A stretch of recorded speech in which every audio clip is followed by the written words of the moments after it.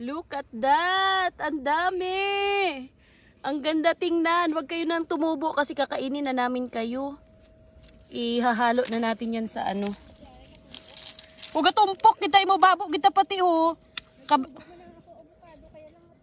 Kabay pa mag hindi na avocado. Kabay pa mag ano magbuo. Oh, ito pa oh. Yan. Sana hindi abutin ng ulan para hindi masira. Look oh. Di ba babugid? Yan, pa rin ang ating mga ube. Siyempre excited tayong mag-harvest ng ube. And, ay hala, may kalabasa. Hala, may bilog din kalabasa pala siya. Meron din kaming bilog na kalabasa, oh. Oo.